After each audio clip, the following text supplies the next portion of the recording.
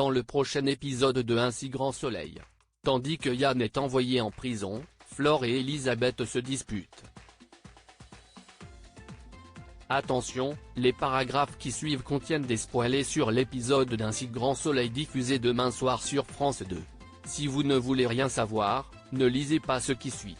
Jeudi 21 décembre 2023 dans Un si grand soleil. Yann est envoyé en prison. Becky est particulièrement remonté ce matin.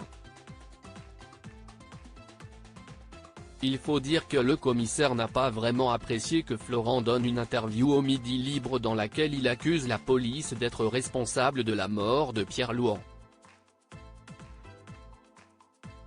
Pendant ce temps, Johanna débarque dans le bureau de Florent et lui lance la copie du carnet de Mélanie Lebrun au visage. Remontée, elle lui reproche d'avoir sous-entendu que Yann était coupable du meurtre de Pierre Louan.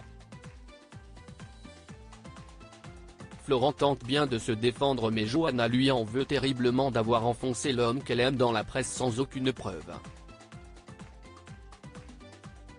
Alors que le ton monte entre eux, Johanna conseille à son confrère de lire le carnet de Mélanie pour voir qui était vraiment son pauvre petit client repenti.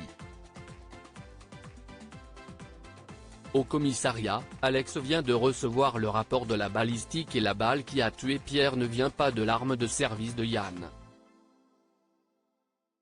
Pourtant, si le policier a bien été aperçu dans un bar le soir du meurtre, personne ne sait où il était à 20h30 au moment où les voisins ont entendu la détonation.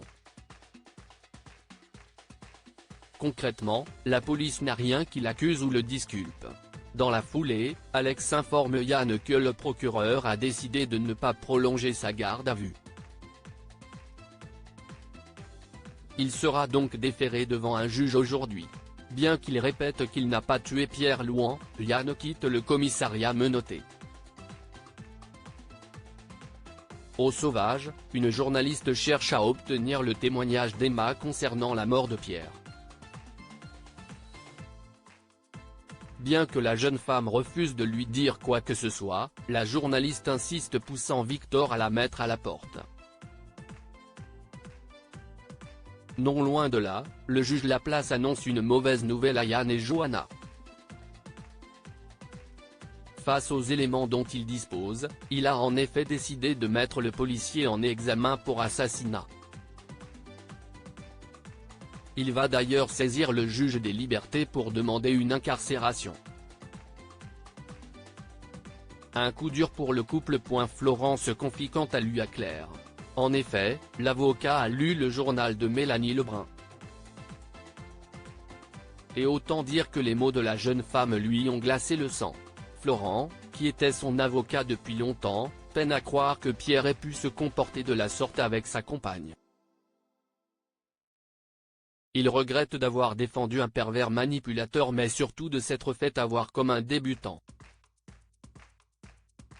La nuit tombée, au moment où Yann s'apprête à être transféré en prison, Johanna certifie qu'elle ne le laissera pas tomber et lui promet de faire le nécessaire pour le sortir de là. Après l'avoir embrassé, elle le laissait partir. Flore et Elisabeth se disputent. Élise, Bilal et Ludo ont accepté d'accueillir Flore et Thiago à la coloc pour une période de 3 mois. C'est donc leur dernier petit déjeuner avec Elisabeth et Alain. Si le médecin est un peu triste de les voir partir, Flore lui garantit qu'ils se reverront vite. Elisabeth précise d'ailleurs qu'ils seront toujours les bienvenus.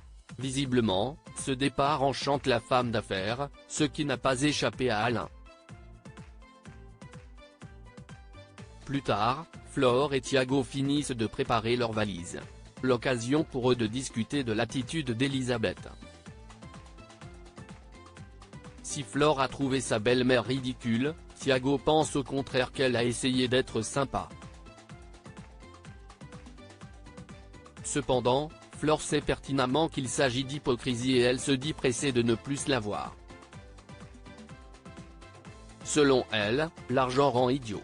Une discussion dont Elisabeth n'a rien manqué et qui semble l'avoir blessée. Avant de partir, Alain remet à sa fille une enveloppe contenant une petite avance pour ses loyers. Après avoir promis de le rembourser le plus vite possible, Fleur remercie Elisabeth pour son accueil. Même si elle n'ira pas jusqu'à dire que ce fut un plaisir, Elisabeth lui fait comprendre que la famille est sacrée. Elle précise de plus qu'elle a toujours su garder son sens de l'hospitalité bien que son argent l'ait rendue complètement bête. Elle lui fait ensuite remarquer qu'à défaut d'aimer l'argent, elle sait parfaitement dans quelle poche venir le chercher quand elle en a besoin. Furieuse, Fleur rend l'argent à Alain en précisant qu'elle a l'habitude de se débrouiller toute seule puis s'en va. En fin de journée, Élise et Ludo accueillent Fleur et Thiago à la coloc. Et pour fêter cela, ils décident de dîner tous ensemble. En parallèle, Alain en veut à Elisabeth de s'être comportée de la sorte avec Fleur. Elle a beau essayer de se défendre, le médecin, qui est remonté, lui reproche de l'empêcher de rattraper le temps perdu avec sa fille et son petit-fils. Elisabeth le trouve gonflé de rejeter la faute sur elle puis ajoute qu'elle n'est pas la seule responsable de cette situation. Tandis qu'ils se disputent, Alain met fin à la conversation en allant prendre l'air. Le soir venu, Fleur profite d'être seule avec Élise pour la prévenir qu'elle ne pourra lui payer le loyer aujourd'hui. Elle lui raconte alors les rapports compliqués qu'elle entretient avec Elisabeth. Comme elle promet de trouver une solution rapidement, Élise assure qu'elle pourra lui remettre l'argent plus tard.